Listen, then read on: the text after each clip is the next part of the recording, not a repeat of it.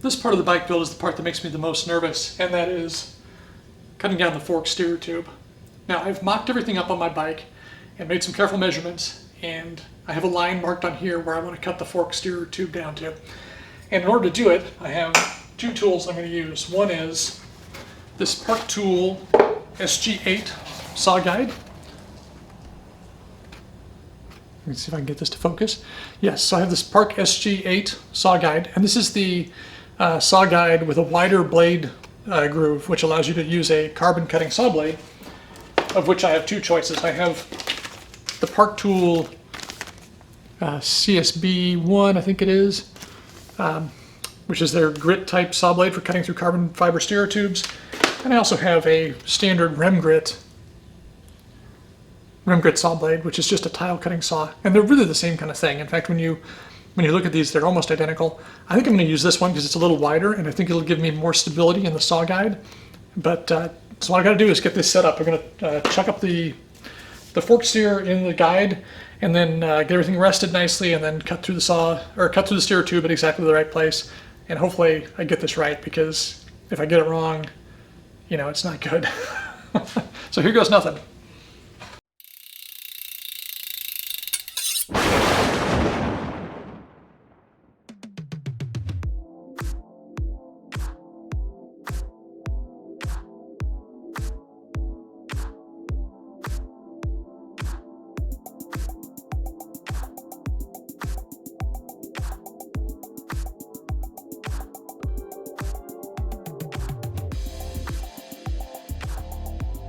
So that's it. I've cut the steer tube down.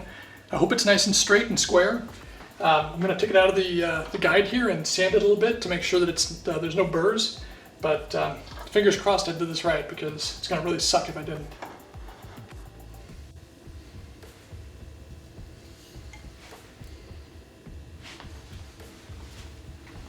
That looks pretty good. Let's see if I can get the camera to focus here. Yeah. Gotta get those burrs off of there, but it looks pretty good otherwise. All right.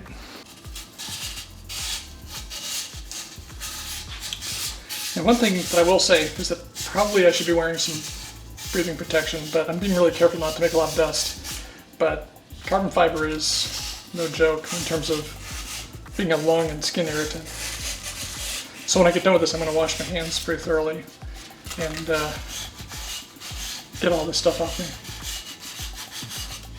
I'm just using some 400 grit paper and just removing any little fibers or burrs that are sticking off the edge of this the steer tube. Put an ever so slight bevel on the top of the steer, which will help the stem and other components go on smoothly.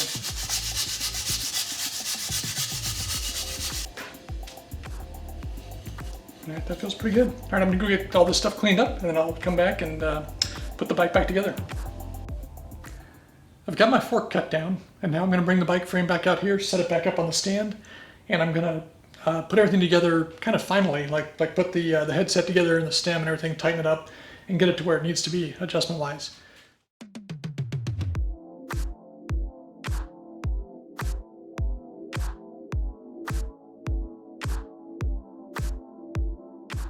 Now that I've got the bike back on the stand and the stem basically in place, it's time to put in the compression plug. So I'm using the ENVE compression plug, and in order to install this, I'm going to grease the threads and then grease both cones on the top and bottom of the compression plug itself. Don't grease the knurled portion of the compression plug, just do the top and bottom cones. Put it in the stem, tighten it up to 8 Newton meters, and then we'll install the top cap and tension the headset bearings.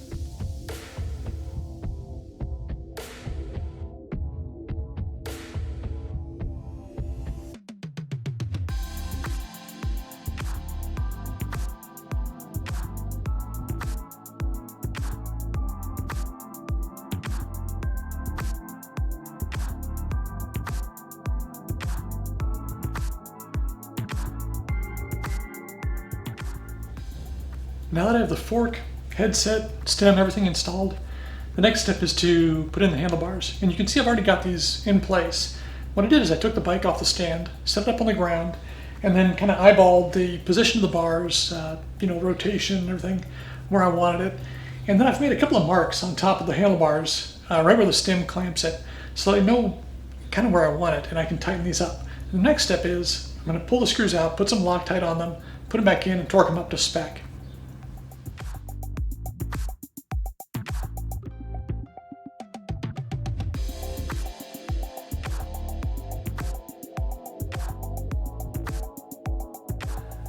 You may have noticed that to torque the stem cap bolts, I'm using this Ritchie torque key. I really like these tools. It's a fixed torque wrench for 5 Newton meters, which is really handy for most of the fasteners on a bike. So I put an extension on this so that I can reach the stem bolts past my Barfly computer mount, but this works really great for tightening up these stem cap bolts. Just go in a crisscross pattern and put the final torque on them.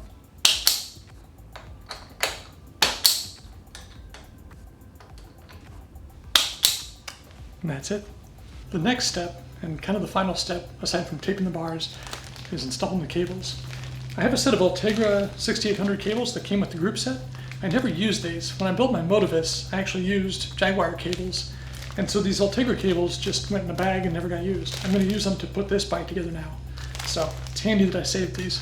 To cut my cables down, I'm going to use this Park Tool cable cutter. I'm not sure what the model number is on this, but it's a really nice cable cutter.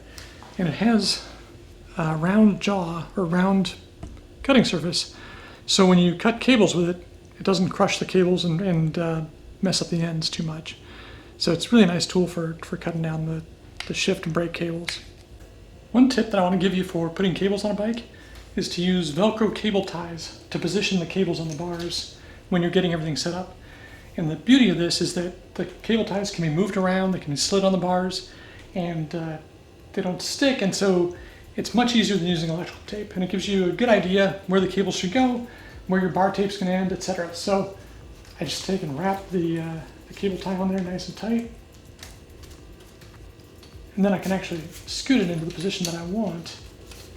So now that I've got that wrapped on there, I can move it up and down, move it to the part where the bar gets wider, and then my cables are held in place, and I don't have to do any guesswork. I can just get them strapped up there and then move on to the rest of the bike.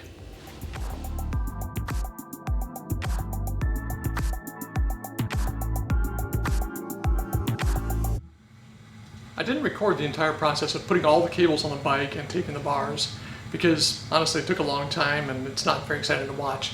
And also I got really frustrated with the Ultegra cables because for better or worse they're coated with a polymer anti-friction coating that, at least for me, was really fragile. So as soon as I scuffed it anywhere, the coating started to come loose and it made all this fuzz of PTFE or whatever all over the cables, the housings, the ferrules, and just made a total mess, and really kind of made me mad. So I don't think I'm ever going to use Ultegra cables again. I really prefer the Jaguar cables that I've used in the past because they're not coated. You can work with them with impunity and they go on the bike nice and clean and they don't shred like this Ultegra cable did. So that's a lesson learned. But the bike is finished and I've got about 50 miles on it now. I've had it out for a couple of rides, and here it is. I know this is like kind of a close camera angle and everything, but it's fantastic. I really love it. It came out really good. Happy with how it looks and how it rides. And I got a lot of compliments on it when I met up with my friends. So yeah, I'm happy with this bike, and I'm going to follow up with more of a review of the bike itself later.